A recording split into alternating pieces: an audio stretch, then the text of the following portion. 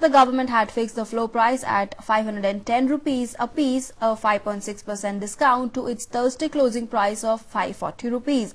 Shares of oil ended at 525.8, down 2.69% from its previous close on the NSE.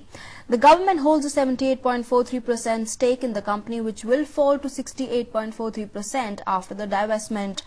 Oil's paid-up capital as on March 2012 was 601 crore rupees. While lauding India's Look East policy, outgoing US Secretary of State Hillary Clinton has said that America supports New Delhi's move to weave it into the fabric of Asia Pacific to the agenda of the next 4 years and beyond. She said that the US would have to keep pushing forward on this agenda, consolidate its engagement in the Asia Pacific without taking eyes off the Middle East and North Africa. Clinton has said that she does not see herself returning to politics, saying instead she wants to work on advocacy and philanthropy and continue the cause of her life, furthering the rights of women and girls. A blast outside the American embassy in the Turkish capital Ankara has killed at least 2 people. Turkish media reports say that a suicide bomber and at least 1 security guard died in the explosion. Turkish intelligence of Egyptian protesters were wounded when youth hurling petrol bombs at President Mohamed Morsi's palace clashed with riot police as thousands took to the streets to demand the overthrow of the Islamist leader. Youth threw petrol bombs and shot fireworks at the outer wall of Morsi's Cairo presidential compound, losing the Asia-Oceania group I tie against Korea as the host conceded a 2-match lead to the Koreans on the opening day. In the first match, the edition of the Rural Olympics kick-started yesterday at Kila Raipur Stadium of Ludhiana. The bullock cart and dogs race are making a comeback in the event. The 3-day-long event is a celebration of rural life in India's farming belt and features major Punjabi rural sports including bullock cart race, tug-of-war, tractor race and events for the disabled, among others. Minister for Information and Broadcasting Manish Tiwari was also present on the occasion.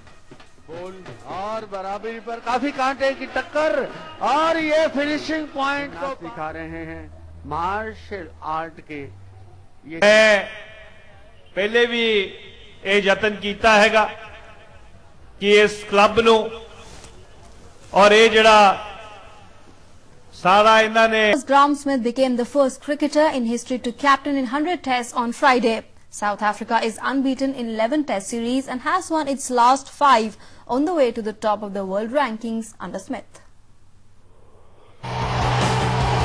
With that, we have come to the end of the bulletin, but before we go, a look again at the headlines. As a move to weave it into the fabric of Asia-Pacific region, says in a farewell address that she is more optimistic today than she was 4 years ago. And Ishani Kaushal has laid fireworks helped Sri Lanka upset defending champions England stunned in the ICC Women's World Cup. Sri Lanka win the thriller. That's all in this bulletin, but news and updates continue on the other side. Stay with us. The Union Cabinet has recommended to the President to issue an ordinance to effectively deal with crime against women. The ordinance contains some of the recommendations of the Justice Committee and also goes beyond it. It starts from 21st February. The Cabinet uncertainty still persists over the release of the Tamil version of Kamal Hassan's film Vishwarupam. The proposed, alright, we're taking a very short break at this point in time, but a lot more on the other side. Stay with us. The floor price at 510 rupees per share, a 5.6% discount to its Thursday closing price. Shares of oil ended at nearly 526, down from its previous close on the National Stock Exchange. Lauding India's Look East policy, outgoing US Secretary of State Hillary Clinton has said that America supports New Delhi's move to weave it into the fabric of Asia-Pacific region. Clinton was delivering her last foreign policy speech as the Secretary of State at the Council on Foreign Relations, which is a Washington-based think tank. Clinton says she is more optimistic today than she was 4 years ago.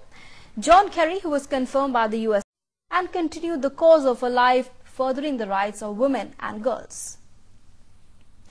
A blast outside the American embassy in the Turkish capital Ankara has killed at least 2 people. Turkish media reports say that a suicide bomber and at least 1 security guard died in the explosion.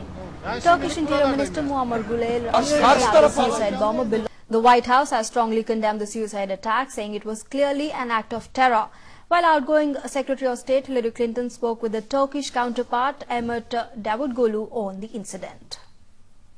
Bangladesh will pay a humble condolence to late Padma Shri Olympian Kunwar Digvijay Singh, popularly known as KD Singh Babu, on his 91st birth anniversary today.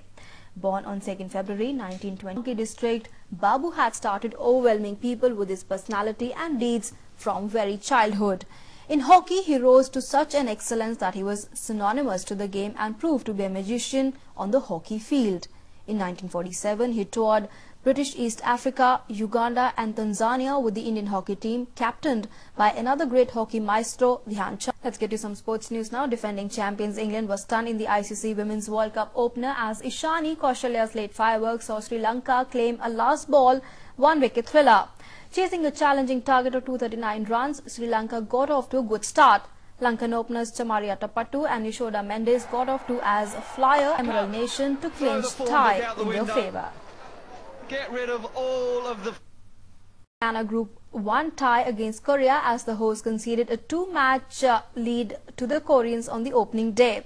In the first match, rookie VM Ranjit suffered a straight set thrashing from Min Hae Cho.